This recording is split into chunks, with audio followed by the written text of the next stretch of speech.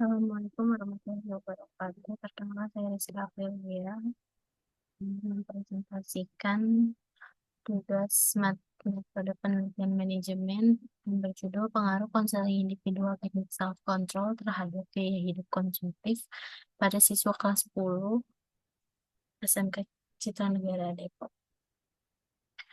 Latar belakang perkembangan teknologi dan informasi yang pesat di era globalisasi membawa dampak signifikan terhadap pola hidup masyarakat, termasuk pada generasi muda. Salah satu dampak negatif yang sering muncul adalah gaya hidup konsumtif.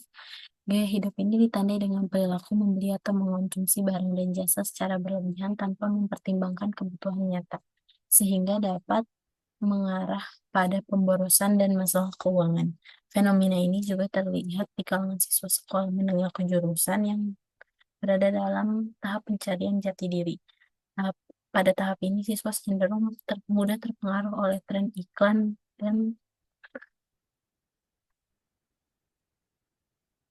tren iklan dan pengaruh teman sebaya yang dapat memicu perilaku konsumtif.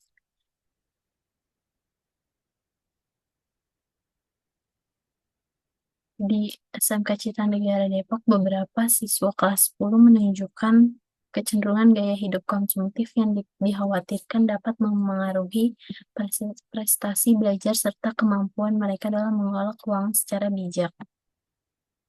Rumusan masalah di sini ada 3. Yang pertama, seberapa signifikan pengaruh konseling individu terhadap teknik self-control terhadap gaya hidup konsumtif mahasiswa. Yang kedua, bagaimana perubahan gaya hidup konsumtif siswa setelah mendapatkan konseling individual dengan teknik self-control. Yang ketiga, apakah konseling individual dengan teknik self-control berpengaruh terhadap pengurangan gaya hidup konsumtif pada siswa kelas 10 di SMK Citra Negara. Tujuan penelitian ini ada 3. Yang pertama, mendeskripsikan tingkat gaya hidup konsumtif siswa kelas 10 sebelum diberikan konseling. Yang kedua, mendeskripsikan perubahan tingkat gaya hidup konsumtif siswa kelas 10 setelah diberikan konseling. Yang ketiga, menguji hipotesis bahwa ada pengaruh signifikan antara penerapan konseling individual dengan teknik self-control terhadap penurunan gaya hidup konsumtif siswa. Selanjutnya ada landasan teori. Di sini ada penjelasannya. Gaya hidup konsumtif di kalangan remaja, khususnya siswa SMK, menjadi perhatian serius. Fenomena ini ditandai dengan kecenderungan untuk membeli barang-barang yang tidak terlalu dibutuhkan, mengikuti tren, dan seringkali melebihi kemampuan finansial. Konseling individual dengan teknik self-control diharapkan dapat menjadi salah satu solusi untuk mengatasi masalah ini. Proses konseling individual merupakan relasi antara konselor dengan klien dengan tujuan agar dapat mencapai tujuan klien. Dengan kata lain, tujuan konseling ini tidak lain adalah tujuan klien itu sendiri. Pada tahapan awal konseling menurut Willis, tahun 2014, tahapan ini disebut juga pada tahap definisi masalah karena tujuannya adalah supaya pembimbing bersama klien mampu mendefinisikan masalah klien yang ditangkap atau dipilih pesan klien dalam dialog konseling itu. Sini ada 2 objek penelitian. Yang pertama, penelitian ini dilakukan pada siswa kelas 10 SMK Citra Negara Depok tahun 2017-2018 sebanyak 35 orang, yang terdiri dari 18 siswa perempuan dan 17 siswa laki-laki. Objek yang kedua ada subjek penelitian ini ada 5 orang yang telah diseleksi merupakan siswa-siswa yang mempunyai gaya hidup konsumtif tinggi. Sebelum dan sesudah eksperimen dilakukan. Beberapa varian yang dikontrol dalam penelitian ini adalah internal varian dan eksternal varian. Di sini ada 1 jenis metode penelitian. Jenis dari penelitian ini adalah jenis penelitian praeksperimental, yaitu penelitian yang memberikan perlakuan atau tindakan kepada sekelompok orang atau subjek penelitian dengan pendekatan kuantitatif. Dari hasil penelitian ini, di dalam data data dalam penelitian ini diperoleh dengan melakukan pengukuran berdasarkan penelitian ini. 3.3 uji validitas dan menguji kepada 35 orang siswa kelas AP2, 10 AP2 setelah melakukan validitas skala diadakan pelaksanaan pretest kepada siswa kelas 10 AP1 untuk mengetahui gaya hidup konsumtif siswa sebelum mendapatkan layanan konseling individual dengan teknik self-control.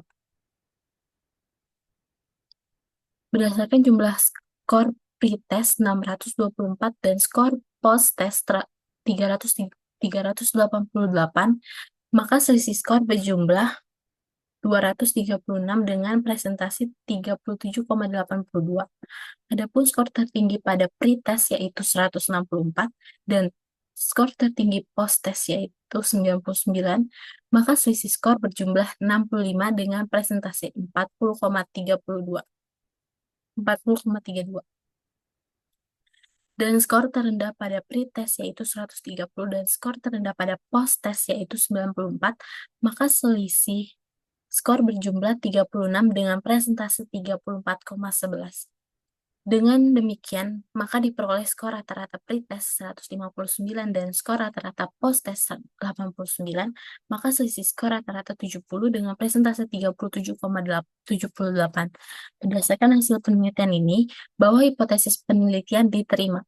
Artinya, pengaruh dari layanan konseling individual teknik self-control terhadap gaya hidup konsumtif siswa kelas 10. Hal ini telah ditunjukkan dari hasil penghitungan uji Wilkes-Cohen.